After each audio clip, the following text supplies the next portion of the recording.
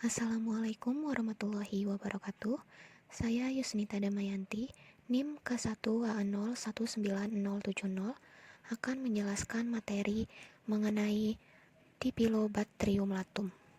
Dipilobatrium latum atau biasa disebut cacing pita yang terdapat pada ikan merupakan endoparasit yang menyerang organ dalam tubuh inangnya.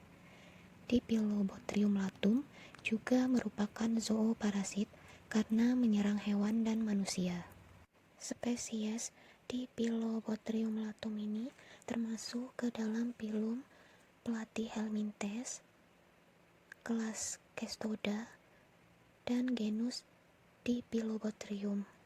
Distribusi geografis dari Dipilobothrium latum, parasit ini ditemukan di Amerika, Kanada, Eropa, daerah danau di Swiss, Rumania, Finlandia, Turkestan, Israel, Jepang, Afrika, Manchuria, Malagasy, dan Siberia.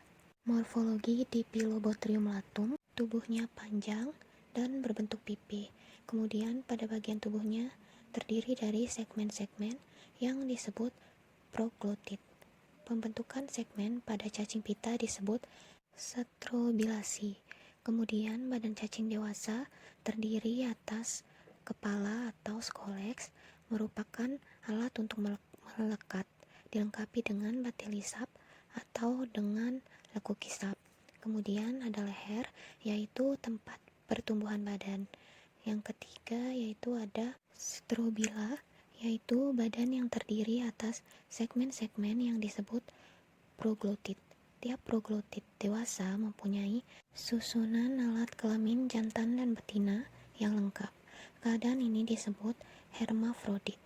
Adanya jenis kelamin jantan dan betina pada satu tubuh ini disebut monoecious. Dipilobatrium latum ini tidak memiliki sistem alimentari sehingga nutrisi didapatkan melalui absorpsi atau penyerapan melalui kulit. Dipilobothrium latum memiliki 3 inang. Yang pertama yaitu inang definitif. Inang definitif merupakan inang yang lokasi hidup parasit dewasa atau parasit melakukan reproduksi seksual. Di sini inang definitifnya yaitu manusia. Kemudian ada inang intermediate. Inang intermediate adalah inang di mana parasit menyempurnakan sebagian siklus hidupnya, atau tempat parasit melakukan reproduksi aseksual. Di sini inang intermediate-nya dibagi menjadi 2. Inang intermediate pertama yaitu Cyclops dan Diaptomos. Inang intermediate kedua yaitu ikan air tawar. Inang Dipilobatrium latum yang ketiga yaitu ada reservoir. Reservoir merupakan inang tempat tinggal parasit sebagai sumber penting inang lainnya yang rentan terinfeksi, tetapi walaupun parasitnya bermultifikasi, dia tidak mengganggu inangnya. Di sini inang reservoirnya yaitu beruang, anjing, dan kucing. Selanjutnya yaitu ada siklus hidup. Siklus hidup dari Dipilobothrium latum yang pertama yaitu telur yang belum berkembang keluar bersama dengan tinja. Telur ini berukuran 70 kali 66 mikron, kemudian berbentuk bulat lonjong dan berdinding tipis. Setelah di dalam air, telur menetas menjadi korasidium atau larva yang akan berenang bebas di dalam air. Lalu korasidium ini dimakan oleh hospes atau inang perantara pertama, yaitu binatang yang termasuk Copepoda seperti Cyclops dan Diaptomos. Korasidium ini akan menembus salat cerna Copepoda dan masuk ke rongga badan. Lalu dia tumbuh menjadi procercoid. Kemudian Cyclops ini dimakan oleh hospes perantara kedua, yaitu ikan air tawar atau ikan salem. Dan procercoid ini berubah menjadi larva plerocercoid atau disebut Spraganum. Kemudian ikan ini akan dimakan oleh hospes definitif atau inang definitif, misalnya manusia. Sedangkan jika ikan itu tidak dimasak dengan baik, maka Spraganum ini akan tumbuh menjadi cacing dewasa di rongga usus halus manusia.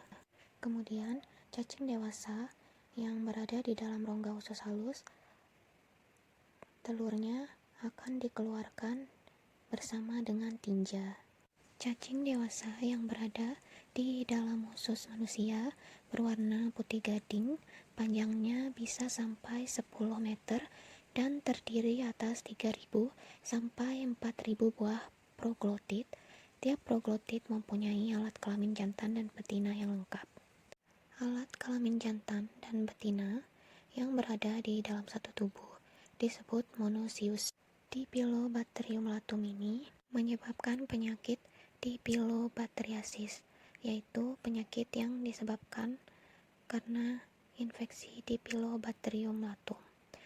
Gejala klinisnya yaitu sering bersifat asimptomatik atau tanpa gejala, tetapi juga bisa menimbulkan gejala seperti diare, tidak nafsu makan, rasa tidak enak di perut, dan jika cacing hidup di permukaan usus halus dapat timbul gejala yaitu anemia hiperkromakrositer atau anemia yang disebabkan karena kekurangan zat besi. Karena cacing itu banyak menyerap vitamin B12, kemudian akan terjadi sumbatan pada usus jika jumlah cacing semakin banyak, karena cacing-cacing itu menjadi seperti benang kusut.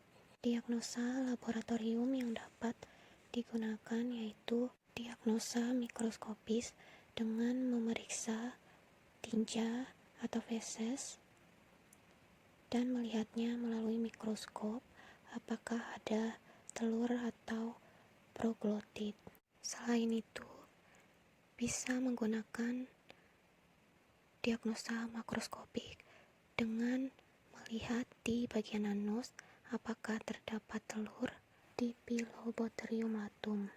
Selain itu, bisa juga dengan menggunakan rapid test, yaitu sampel darah ditetesi dengan antibodi jika mendeteksi antigennya, tetapi jika mau mendeteksi antibodinya ditetesi dengan antigen. Jika terjadi penggumpalan, maka hasilnya positif. Bisa juga dengan cara menggunakan kultur media, yaitu dengan cara menumbuhkan telur yang ada di feses. Lalu cara pengobatannya yaitu bisa menggunakan niclosamid 2 gram atau praziquantel dosis tunggal 10 mg per kilogram berat badan. Kemudian yang terakhir yaitu cara pencegahannya adalah dengan cara memasak ikan. Harus benar-benar matang atau tidak memakan ikan yang setengah matang atau kurang matang. Sekian penjelasan dari saya. Kurang lebihnya mohon maaf. Terima kasih. Wassalamualaikum warahmatullahi wabarakatuh.